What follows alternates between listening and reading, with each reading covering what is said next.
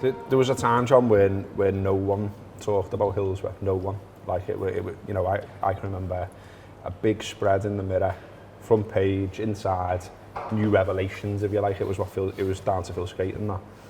No one was asked. You know, shoulders got shrugged. And before I've just come here to sit down with you and talk, I've just been watching the launch of the Hillsboro Law Now event.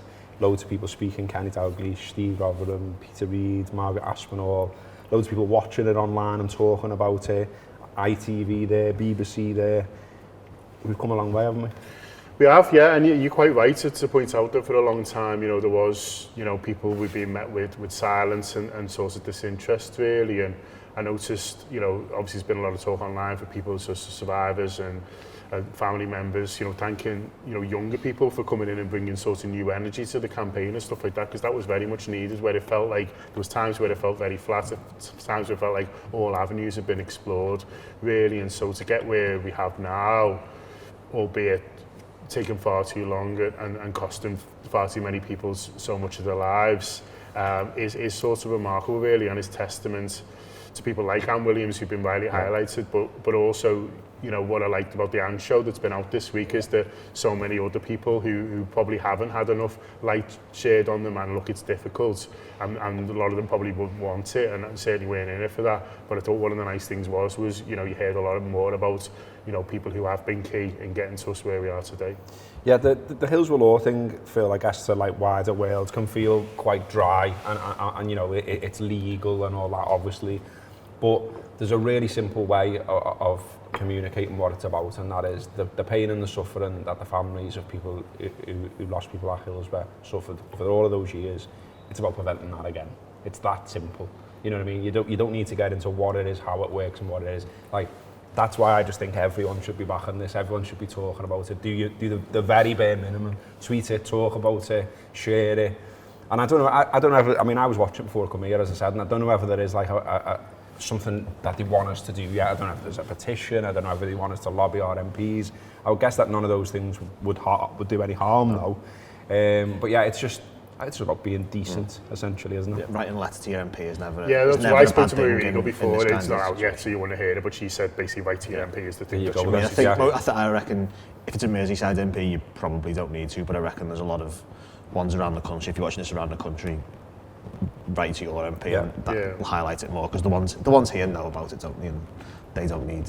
I've written to my MP a few times about it, and I've always got a reply. And then not only have I got a reply, I've got letters when something else is relevant has come up. Fair enough. So it is worth doing. I think it's good for them to be able to say, I've had X number of that's true. That's completely fair. Yeah, you're right. Or whatever. So I think that is one of the sort of positives that Gibbo mentioned there. That something like Anne keeps conversation going, but I think it's like an educational tool as well for many people who have maybe either been out of that prism and that and not been within Liverpool's sphere or football sphere, and had maybe just heard or read like John said, some of the lies. Well, yeah, that as well. Not old enough, and so programs like this and people talking about it and it being brought into the at the forefront of discussions now. And every time something like that happens, I think that's really, really important, because I know as someone who is from outside the city and who has grown up reading about Hillsborough, watching documentaries, hearing the stories, not less from the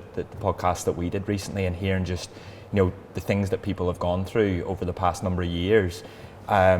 I know that there are a lot of people that I've been surrounded by as a kid who just didn't understand it really, or wouldn't have known, or will have heard the lies and believed them as well, and so that's why it's really, really important. Yeah, the extent of the cover up, I think a lot of people won't realise about as well. Just one more thing on it, John. You watched the drama, and so have I thought it was excellent, and it was really human, wasn't it? But also you can use lots of other adjectives around it. It was brutal as well. It had me in tears, don't mind saying, quite a few times watching it. And I can't, there's genius in it from Kev Sampson, from the actors, etc. But I also think as well, you're just getting it on primetime ITV on a succession of days. There's articles everywhere about it as well. Everyone's talking about it. It's being followed up by Hillsboro Law. Bringing it back to what I said at the start. It's just brilliant to see that, isn't it? Yeah, 100%. Fair play to ITV for showing it at prime time, and then showing it in the way they have, across 4 episodes. So allowing this story to be told in the best possible way, then following it up with the documentary that I haven't seen yet, but apparently was great to put even more human face to remind everyone that this isn't a TV show. This was people's lives, and it's all about learning lessons, hopefully, for everyone, and reminding people as well that it might have been around a football game, but really this is a human tragedy, and it's involving people who, I don't think, Anne, for example, was saying she's a big, huge football fan, however, she was just someone who sort of lost their son and sort of wanted answers, and so, the lessons, need to be learned. I don't think they have been necessarily in terms of, recent, stuff like Grenfell and stuff like that, and so it's a reminder for when these tragedies happen that, it's people's lives, it's human lives, and the least we can do when something awful happens is to support these people best we can. To get full access to this show, click on the link in the post and subscribe to Talk Premium. You get all of our content, including previews, reviews, post-match content, exclusive interviews and loads of transfer chats. So subscribe to the Anfield Wrap now. We share the journey of supporting Liverpool from heart of the city.